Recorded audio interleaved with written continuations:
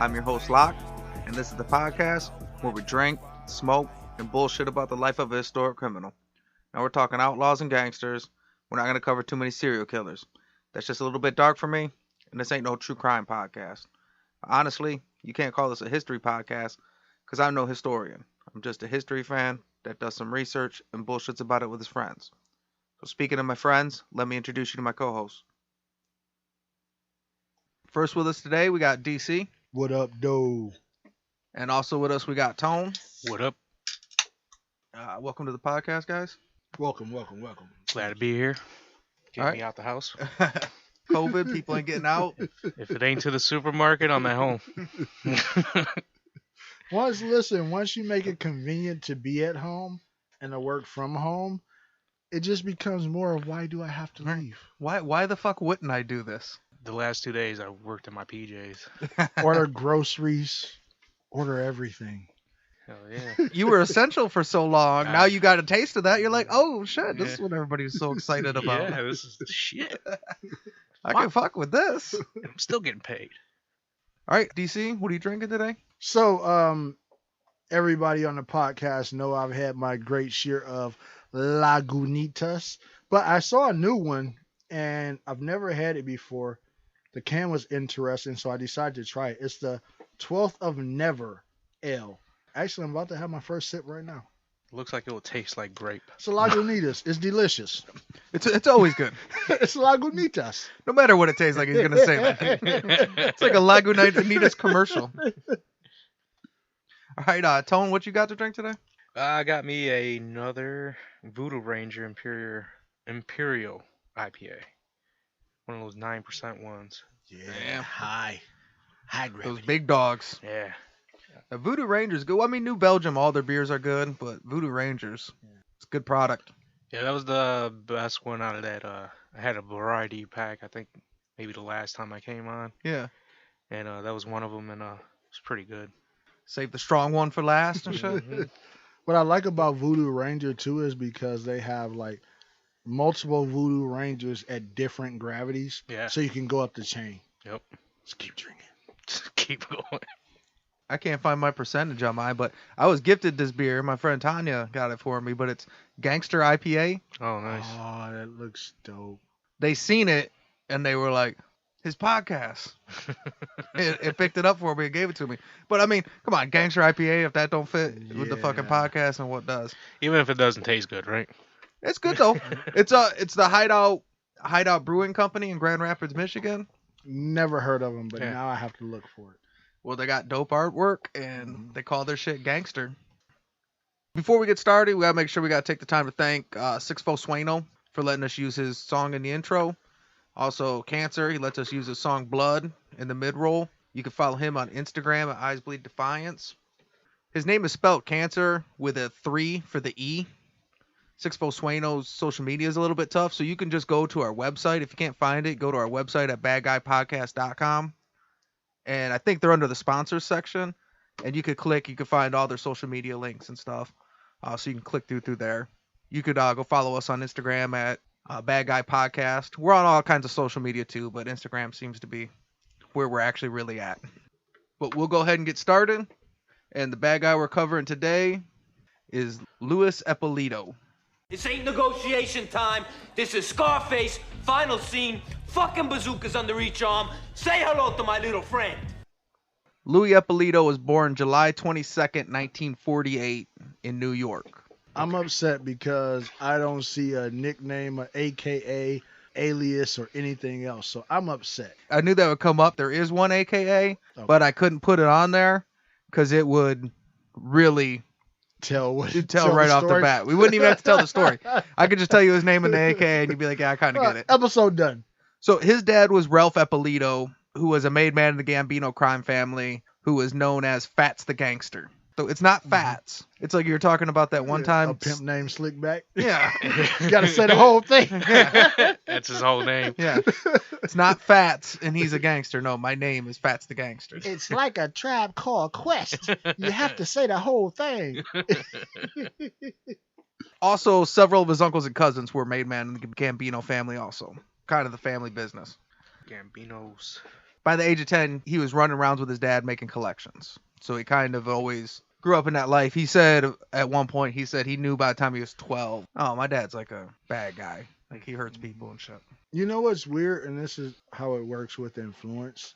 It's hard to grow up in that and not look up to it, because whether you're a really good guy or a really bad guy, there's a certain amount of respect that comes with that. Right. And as a kid, you really look up to that in the way people react. You may not be able to define it in words, but you see the difference of how people react to your dad versus other people. And especially when it's like a tween, right? Mm-hmm. You know, you start looking up to people like that when you're that young. Well, because it's cool, right? Yeah. You're looking at they're cool, and that's a big deal. One of his maid uncles drank himself to death in the 50, and his other uncle and a cousin were killed in a mob hit. Louis Eppolito was real into weights. 1967, he won the Mr. New York City bodybuilding contest. Oh, shit. And then a year later, in 1968, his dad passed away of a heart attack. It says at his funeral, like a lot of the big name mobsters showed up. A lot of people offered him work, legitimate work. He looked at some union jobs. But what he ended up doing, in 1969, he took the police entrance exam, which he passed, and then lied about his family connections to get accepted into the police academy. Hey, that's a smart way to be a criminal. Get on the inside. It's like the same old story with these guys, though, man. They all lying to get in either the army or the police department. They all become like some kind of sheriff. That's how you got to do it. So whether it's Chavez in 1870, or Louis Eppolito in 1969, like same old playbook, man.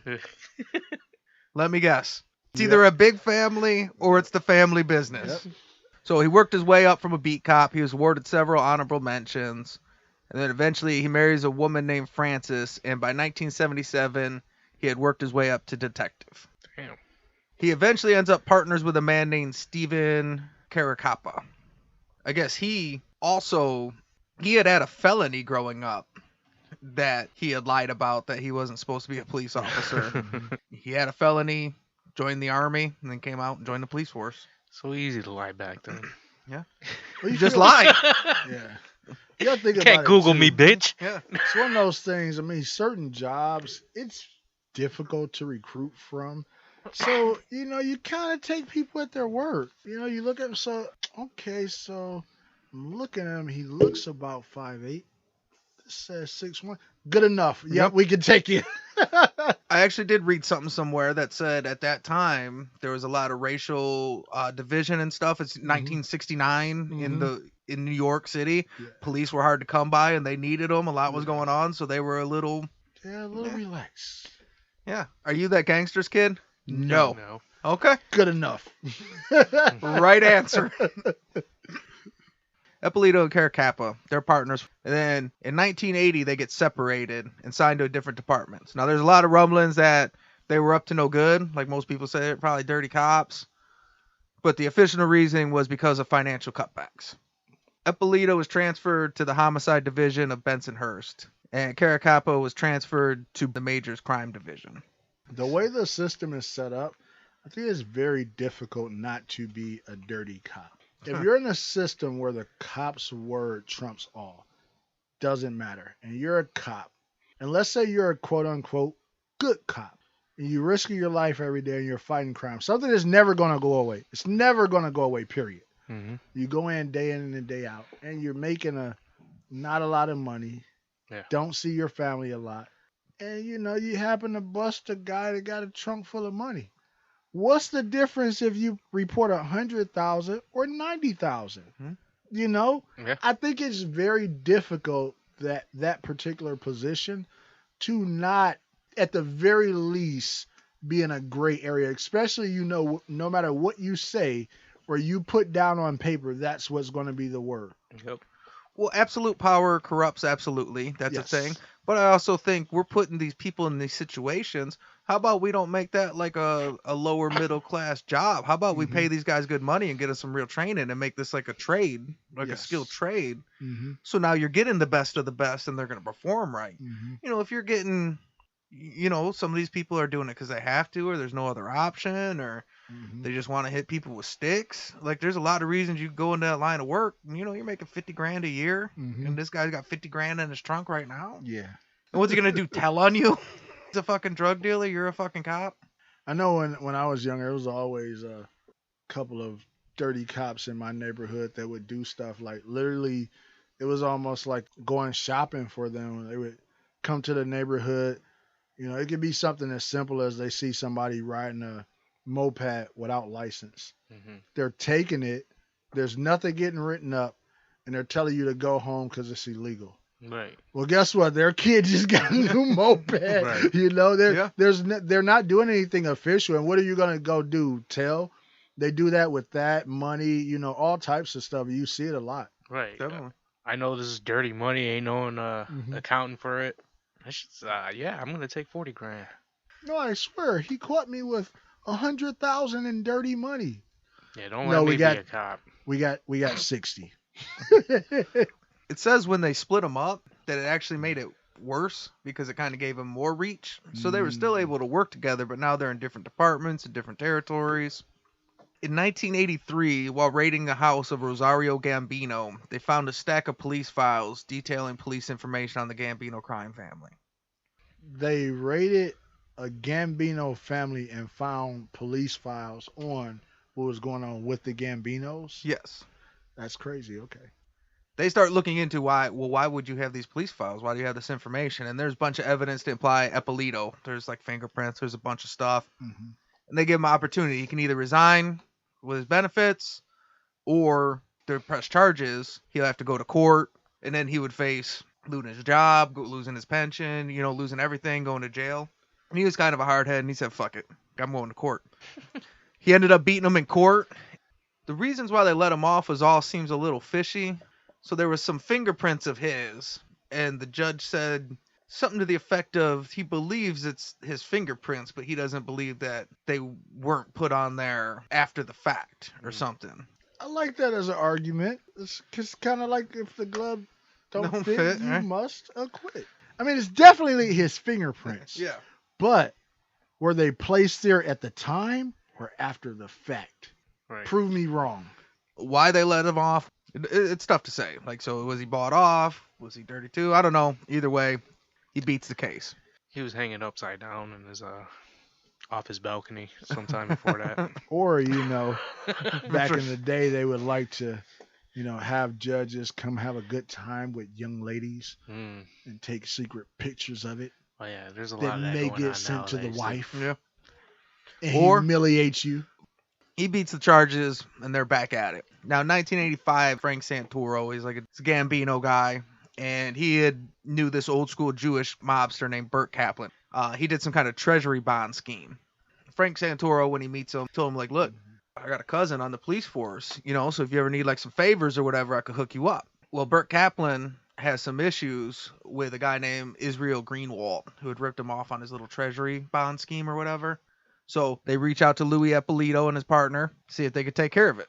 And they find Israel Greenwald on February 10th, 1986. They stake out his house.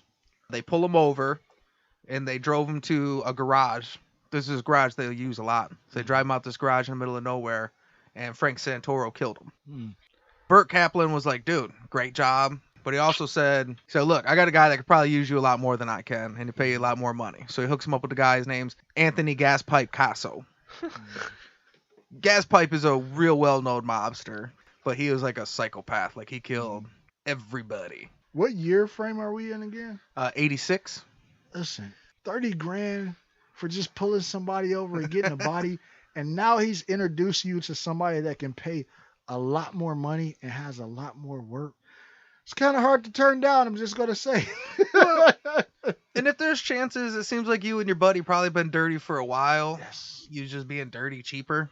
You can be dirty for some real money. Anthony Casso was a high-ranking member of the Lucchese family. Now, Gaspipe didn't trust cops at all. But after he had an attempt on his life, they had a failed hit. He was eating ice cream in his car. And he decided then he wanted to use Eppolito and his partner and take out the gunman. So the two of them, they find out it's this guy, James Heidel. They stake out his house. They find out where he lives. And on October 18th, 1986, the two police detectives they kidnapped and handed over James Hidell, who was a Gambo crime associate, over to Casso to be murdered. Now, Gaspipe, he didn't kill Hidell right away. He tortured him for a long time. You come up with more names on who was trying to kill him. So I guess Hidell was the gunman, but he wanted to know like who was behind it. So a name that he got that he thought would try to put a hit on him was a guy named Nicky Guido. That sounds like a mobster name. It's like a mob slur. Sound like someone from Jersey Shore. Casso says, look, I want Nicky Guido. Find him. Mm-hmm. So Caracappa, he uses his police database. And every time they log in, they got to use like a certain like ID number that's traceable. But he would do it all the time. But he had never had a problem with it because it just looked like they were investigating a lot of crimes. Like, man, this guy's a good cop. Look at him. He's always investigating everything, right? They find him. They go back to Gaspipe and like, we found him. If you want, we can stake him out, find out a good lay of the land. But Casso's thing was he wanted him dead now. He didn't want to wait. He wanted him killed right away. And he didn't want to pay them more money. You know, he was like, how dare he? He's like, I got your information. I already got the information. I can go ahead and kill myself. I don't want to do your shit. On Christmas Day 1986, Nick Guido's caught out cleaning off his car, and he was killed by Gaspipe Casso. Problem is, it turns out it was the wrong Nick Guido. Oh. The actual Nick Guido was staying like upstate New York, so it was just a regular guy. So if the other two would have went and checked him out, they would have found out, hey, this is the wrong guy. We'll get you another one. But he's like, no, we're gonna kill him now. So he just killed some regular dude on Christmas Day while he was washing his car off and shit. Man. So this infuriated Burt Kaplan. He was like an old school gangster, and he was like, look, I set you up with these guys. Just spend the money and do what you're doing. You can't just killing people for no reason. Like, that's not what we do. So he gets fucking pissed. Casso doesn't want to fuck up no more. So what he decides to do is he puts Eppolito and his boy on the payroll, and they were getting $4,000 a month as a retainer, and then they would get paid per job for services rendered. Listen, still to this day, that is one of the greatest formats. Get put on retainer, then charge when the job. But the retainer is just to hold me in case you need me, where you can pull me away. I'm on call. Now, once again, this is the 80s. You got your regular money. You're building up your pension with your time on a job. Get $4,000 a month not to do anything, and then you get the bonus when it's time to put in work. Yeah. Sounds like a good living. Glad I wasn't introduced. All right, well, what we're going to do is we're going to take a quick smoke break, refill our drinks, and we'll be back in a minute.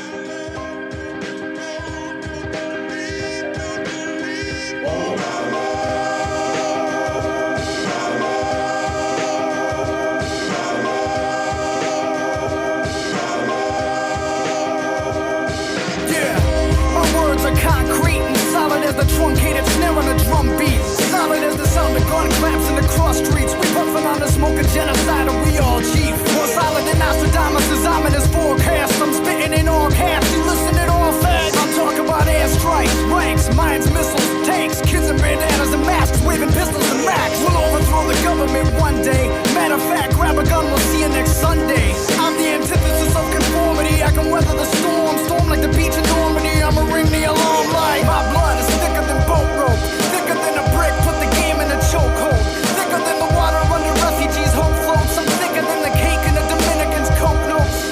Yeah, my soul is darker than warfare, and heavy as the chassis on a 62 Corvair. Slipping through the cracks, you know the system ain't all fair. I had to steal a 50 just to get me some bus fare. I'm out of here.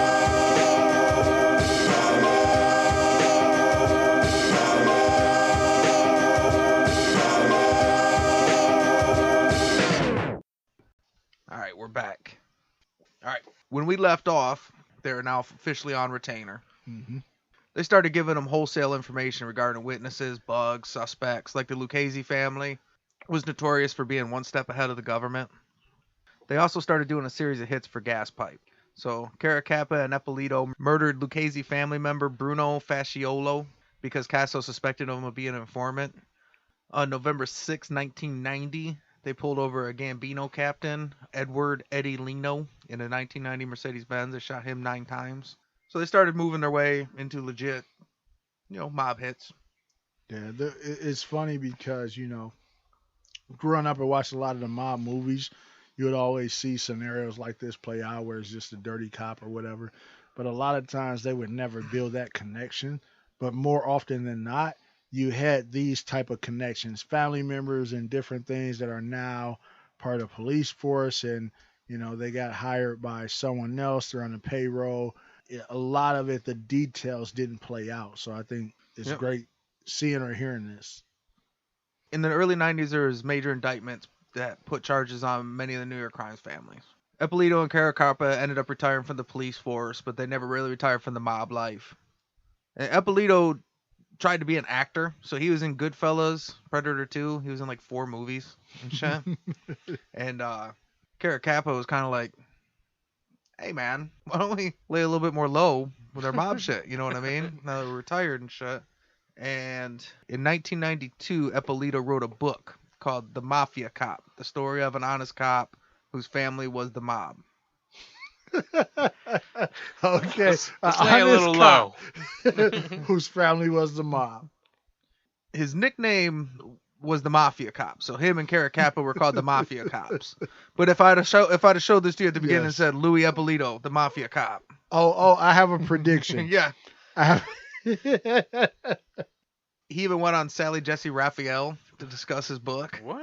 Yeah, you can watch it. There's an 18-minute clip. I will put it in the notes. He does a Sally Jesse interview about No his shit. talking about his family and the mob and how he's got to separate those lives and shit. You got to take like the best clip from that and also put it on Instagram.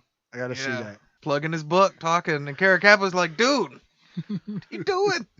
You wrote a book about being a mob cop? The funny thing is, I forgot all about that talk show, Sally Jesse Raphael. First of all, that's like the greatest name ever for a talk show. But I forgot all about that show.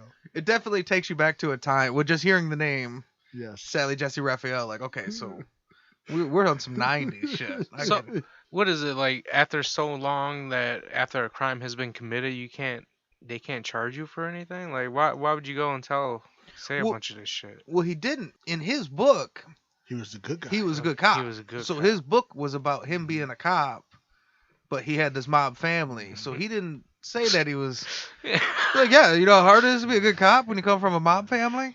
Yeah. Plus certain And that's why his things- partner is like, what are you doing? Why would Plus you write certain that things book? don't have a statute. I don't think like murder. I don't Yeah. think there's any statute of limitation. I think it's murder, rape, and like one or two other things. There's no like you could have done it 100 60 years years. ago. Yeah. What is the guy that got caught? The Golden Gate Killer? Yeah, he got caught. With all the new ancestry DNA and everything like that. One of his distant relatives had did a DNA test trying to find out their heritage.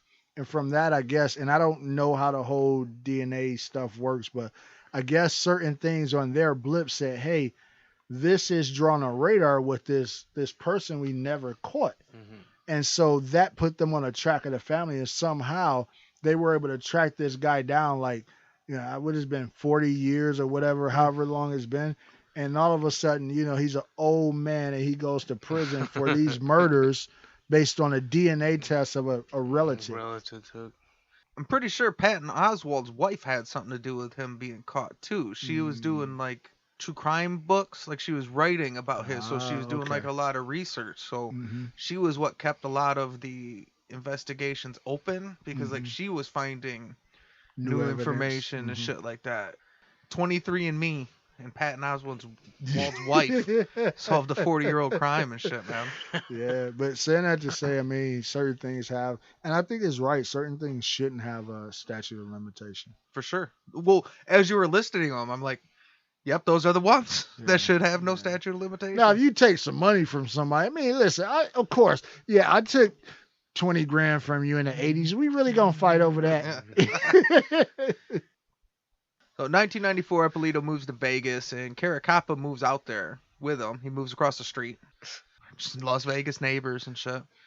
I don't know if I'm Caracappa. I'm watching him to see if I got to take him out before Yeah. he get us both caught. I agree. Legend has it they were hired by Peter Gotti to kill Sammy the Bull while he's in witness protection, or like right when he first got out. That's highly disputed. So we don't know that's the thing, but Mm-hmm. you will see that Peter Gotti tried to hire the mafia cops to kill Sammy the Bull. But we all know because now Sammy the Bull has a show on MTV.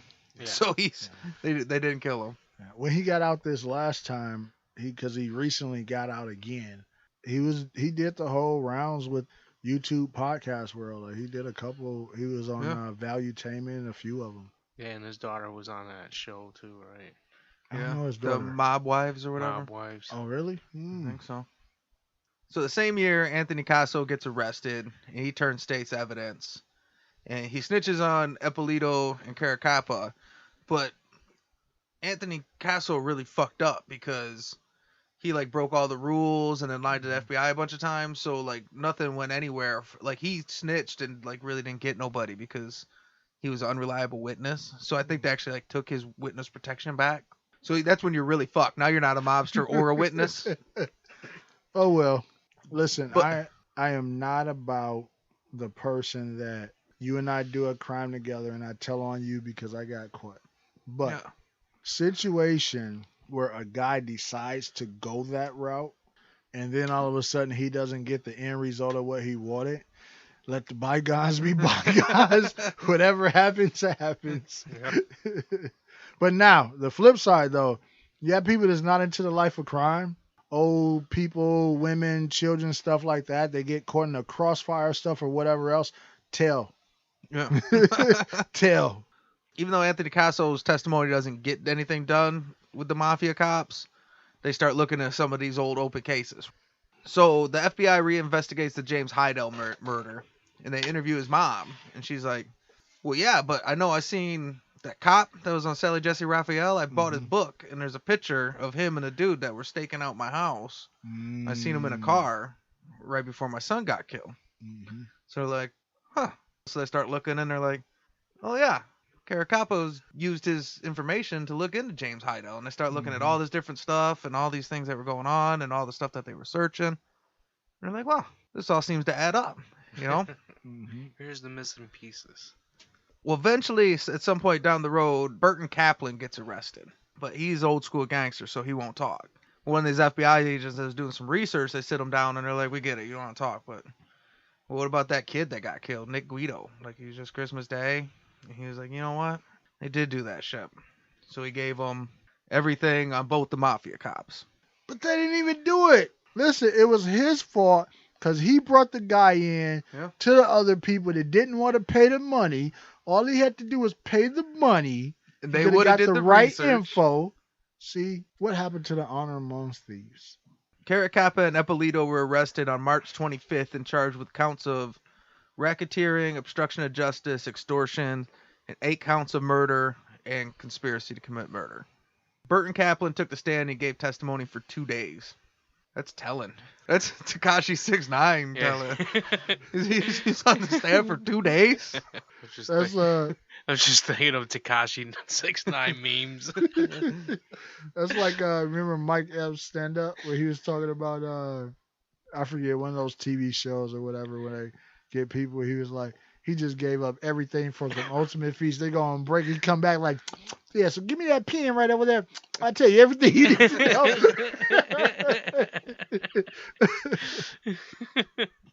The exact opposite of that. You've never seen The Wire. Have you seen The Wire, Tone? I've seen a couple episodes. There's this guy Weebay, which at one point he gets busted. He's doing life in prison. Mm-hmm. So he decides to confess to every murder the gangs ever did, but he would trade testimonies for sandwiches. So he's just in there trading sandwiches for murders and shit. Like, does that new McDonald's one? Blah, blah, blah. Yeah, Well, you gotta figure. Let's say I got a murder or two, and I'm there for life anyway. What's life versus double life or triple life, right? And if there's certain perks I can get, like, you know, I can see you not having something for a long time and just having a craving for it. Like, I don't eat McDonald's. But if I'm down for a really long time, I'm about 5 years in, I want a Big Mac and some fries. What is it confessing to another murder? Like, listen, on Big Mac and fries, extra mac sauce.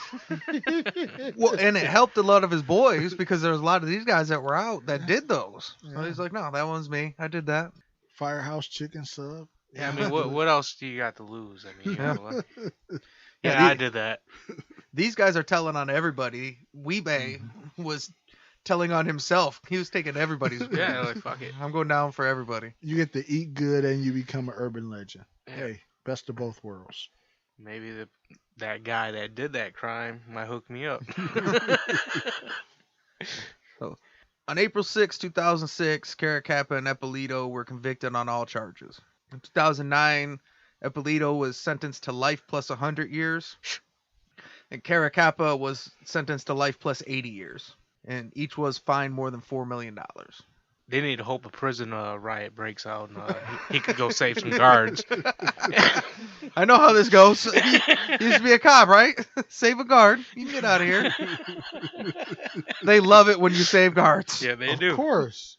Get brownie points. Chavez got to be Yeah. like 85 years old. You ever get locked up? That's what you usually start doing. Look at remember Thomas Silverstein got locked out of solitary because the Cubans rioted and let him out. Like, Yeah. like every prison he goes to after then, like, Mhm. you guys got any Cubans here? Right. You guys got any Cubans up in this bitch? I'm a big fan. Aren't you in the Aryan Brotherhood? Yeah, those Cubans, those are my boys, man. Now, New York City ended up having to pay $18.4 million to settle 7 lawsuits brought by the families of the victims of the mafia cops. Caracappa was incarcerated at United States Penitentiary in Coleman, Florida. Then he was transferred to a federal prison in North Carolina. He died of cancer on April 8, 2017. And Eppolito was incarcerated at the United States Penitentiary, Tucson, which is a high-security federal prison. He died on November 3rd, 2019, in federal custody at a regular hospital. How does that work? I always wondered that. You always hear these cases of people getting big timer numbers and they always get sent to different states. I don't understand like how if it's a federal crime, do they always try to send you further away from home or how does that work? I think it just depends on what level of crime. Like if you're going to max or super max or what kind of prison you're going to for a federal. But it's all based on your crime. It's not on your region. So it's like only certain states have certain facilities or something? Not every state has a federal. Gotcha. Only because I do the show all the time. A lot of these guys, like I now will know, USP Atlanta. That's where I know a bunch of guys that went there. Florence Supermax, Merriam Prison, like Becomes federal almost ones. like airports, you know. You just Yes. name them by yes. Oh, Merriam. USP, yeah, nice. Yeah. Jay, when Jay's on the podcast, you be telling your story, and as soon as you say something, he's like, "Oh yeah, that's a federal one. They're in trouble." I don't know where the story's going, but at some point, this is gonna wrap it up. 'Cause they were robbing like little local people and like shooting their neighbors for a long time. Like, oh, you robbed a mail truck? Oh, well, you're going to prison. Well, yeah, I mean, we said that before. Like, any kind of, once you get the government involved in your crimes, it's over with. Yeah. Don't fuck with Big Sam. You want to fuck with little local Sam, you can get away with that for a long time. Once you start fucking with Uncle Sam. He's that take you behind the woodshed uncle. Yeah. All right, so that's the story of Louis Eppolito. So say good night to the bad guy. Come on. The last time you're gonna see a bad guy like this again, let me tell you. So you guys haven't seen a picture yet. Yes. If we were going to cast a movie about Louis Eppolito, who would you cast to play him? The hard part is I don't remember anything in the story that really gave Any kind of description of him. Yeah. other than you knowing that he was a multi-generation mobster, so I'm gonna guess around that time, you know, for what those guys was doing, maybe it was a more fit guy, but yeah, I don't know. I'm trying to think of his name. Played in the Incredible Hulk. He became Abomination. Nick Nolte? That's not Nick Nolte. MCU Incredible Hulk, not that bullshit that was out before that. Oh, He went to 80s Incredible Hulk with Lou Ferrigno. no, it was the Eric Bana one. Yeah, the Eric Bana one. Not that one. The Edward Norton. Ed one. Norton. That's just who pops in my head. Remember the movie, I think it was called Little Mobsters? It was Little about the Mobsters. foreman of the commission. And it was like Lucky Luciano and Meyer Lansky and all those guys. I think that's what the name Yeah, of it was called. that guy that played Myra Lansky. Yeah. I was actually thinking of the guy Tim that Roth? made... Tim Roth. Hold on, I was googling shit. So which gangster movie you talking He's about? talking about with Bugsy Siegel was So it's like You're Meyer talking about Lansky and mobsters. Mobsters. Okay. And Christian Slater was Barney Lansky. no. Christian Slater was Lucky Luciano. No, this wasn't Christian Slater. Richard Grieco was Richard Grieco. Richard Grieco was Bugsy Siegel. This is what's ridiculous. Richard Grieco's Bugsy Siegel and Christian Slater's Lucky Luciano. Wouldn't the Italian dude be Lucky Luciano and Christian Slater could be Bugsy Siegel? Doesn't that make more sense? Yeah. But Tim Roth was the guy I was talking about. Tim right? Roth. So he played Dutch Schultz Dutch Schultz. Yeah. in Hoodlum. That's who he was. Gotcha. Oh, I know who you're talking about. I saw Hoodlum. I saw Hoodlum. that. Yeah, that's the movie. 2 movies. Hoodlum and Tombstone. But those are 2 good movies. Like if you're only gonna watch 2, like those are 2 good fucking movies to go with. You know, I try to do what I can. Damn, you're right. It was Christian Slater that played Lucky Luciano. All right. Well, here's the pictures of Louis Eppolito. I think I was thinking of the guy that played Bugsy Siegel, Richard Greco. And here I got a couple more. This is him on Sally Jesse Raphael. Oh shit. And this is the picture of him and Cara Kappa from the book that got him in trouble. So erase everything I said about him possibly being fit or anything like that. He definitely has a neck on him. It looks like or lack thereof. the guy that plays Big Pussy. Oh, Vincent Pastore. I don't know who that is. Big Pussy from The Sopranos. Never seen it. No. He's one of those guys. He plays like the gangster in like all the movies. Real big guy. He's real big. Your role, let Right. me guess, the gangster. So I mean, this guy looks like at one point he was Mr. New York, was probably like a buff young dude, and then stay big, but then you just get fat on top of it. And next thing you know, you're on Sally Jesse Raphael talking about how you're a good He's cop and shit. Freaking cop. He's probably eating donuts all day. Yeah. He's a cop in the fucking 60s through 80s. That's prime Fucking donut pig. copping. Listen, still to this day, you know, I like to frequent coffee shops. It's a really great place to put up a laptop and do some work. Cops just roll in there, go behind the counter, Do they? get donuts. Yeah, listen, I've been in quite a few, and literally the cops just come in like they know. Hey, Ralph. Hey, how's it going? He just come back there, grab a cup, make his own coffee, get pastries. Which coffee So, shops? I'm not telling what shops trying to get me arrested, but I see it quite often. I will say that more than one. So now we gotta do the DEFCON scale. Now standard DEFCON scale is 5 to 1, 5 being the lowest, 1 being the highest. But on the Bad Guy podcast, no one's a good guy. So 5 would be Lee Murray, who's your coke dealing, kidnapping bank robber, or the Purple Gang, who's got multiple gang wars, multiple massacres, and they're killing cops on the street. So on a scale of Lee Murray to the Purple Gang, where would you rate Louis Eppolito? I'm gonna go, and normally I'm the guy that don't go as harsh on people, but I'm gonna go harsh on this one. I'm gonna put him at a. It's hard not to make him a solid 1. He's like a 1.5/2, and this is the reason why. I know I talked about how hard it is not to become a dirty cop and things of that sort, but it's still, when you take a certain oath and you have a certain stature, that should come with something, and that should mean something. And it's almost like he got into it with the intent to be dirty. Now you combine that with, they only talked about, I think we covered 3 murders that he was actually involved in. But through the years, he got on that initial payroll in the 80s and didn't retire until I think 92.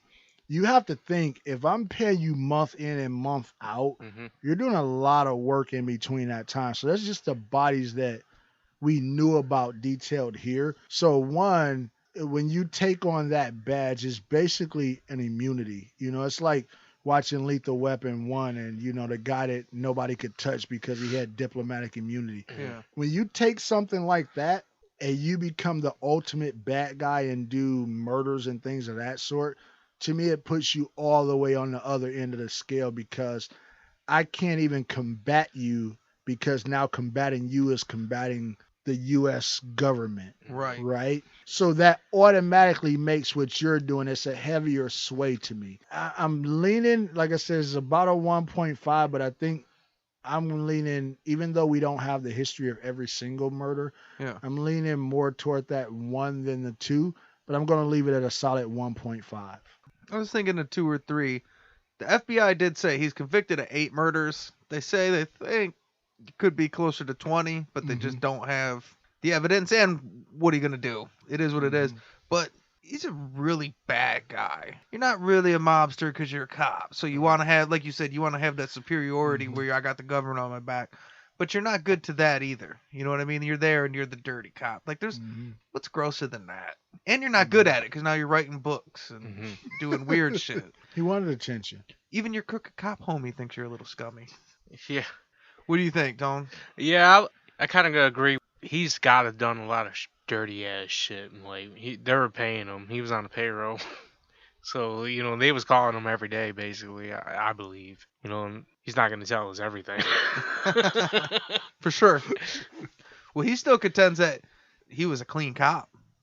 I'm sure he does. Yeah, he ain't no clean He wrote a whole cop. book about it and shit. Yes. Just lies. Lying ass motherfucker. So, I would put him at a 2, 1.5. So what do we put him at? We're going to call him a DEFCON 2. Take it to DEFCON 2. You heard that, gentlemen? DEFCON 2. 2? Well, because I don't have a soundbite. Yeah. I don't got a soundbite for 1.5, so we got to go somewhere. I'm with it. Before we go, you guys got anything? No, I think it was a good episode. Good insight. Like I said, based on some things that you would see in mobster movies back in the day. Well, I was really thinking, we do a lot of gangsters, and we'll always be back to that. But I always try to we cover bikers, we cover pirates, we cover madams. You know, try and cover a little bit of all of it. You can't cover a thing about criminals and not cover a dirty cop. All we need is now a good dirty judge. Dirty judge? Yeah, we got to find a good dirty judge. Or not we, because I'm the talent that makes jokes. Locke has to find a good... Go find us a judge. I can find an opposite judge. There's a guy who's not a dirty judge, but the hanging judge out in Oklahoma. But I got some dirty politicians that I think legit are dirty enough to cross over into this actual gangster territory. Dude, between Boss Tweed, Tammany Hall, Bathhouse, and Hinky Dink in Chicago and shit. These motherfuckers. Hinky Dink, yeah. Well, if you do a Boss Tweed, the only rule is you have to only drink all Boss Tweed. Oh, for sure. For sure, it'd be a theme tank episode. It's a tank episode right there. Listen, just invite me over, even if I'm not on the podcast. I'm just coming from the beer. Right. It's just the Boss Tweed beer, all Boss Tweed all day. Hey, we got 4 months. That's right. Let's go, Boss Tweed. I'm down. All right, this is Say Hello to the Bad Guy. Thanks for coming, and thanks for listening. Hybrid.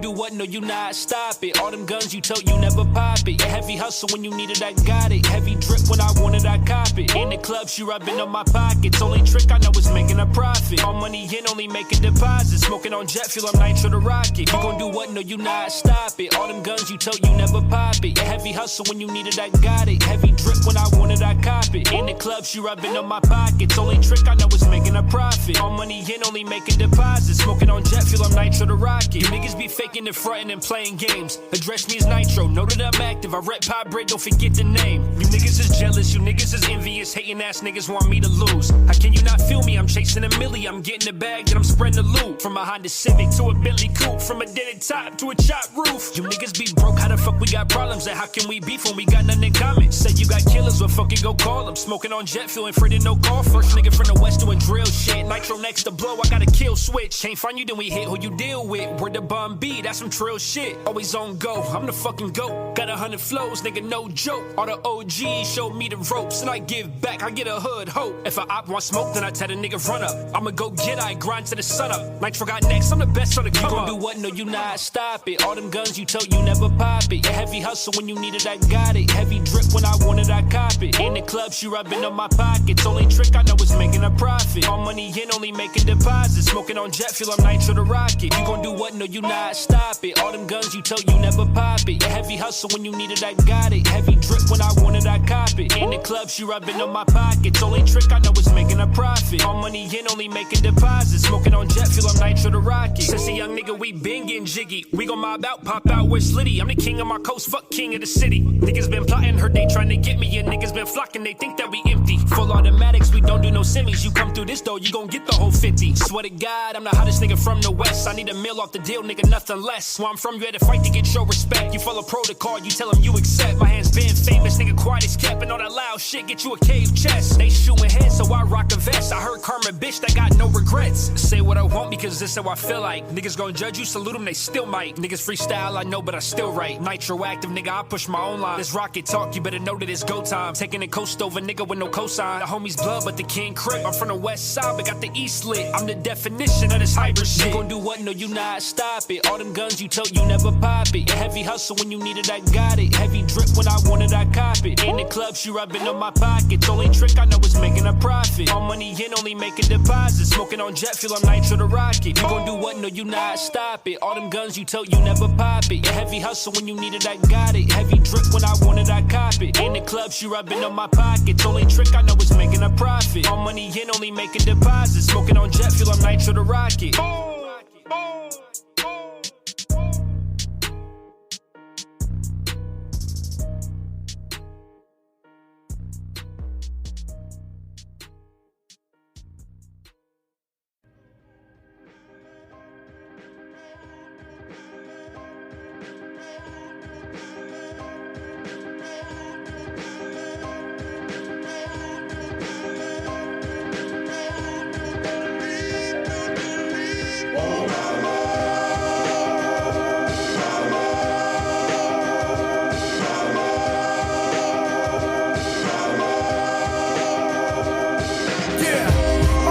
Concrete and solid as the truncated snare on a drum beat. Solid as the sound of gun claps in the cross streets. We puffin' on the smoke of genocide and we all chief. More solid than Nostradamus' ominous forecast. I'm spitting in all caps, you listen in all fast. I'm talking about airstrikes, ranks, mines, missiles, tanks, kids in bandanas and masks, waving pistols and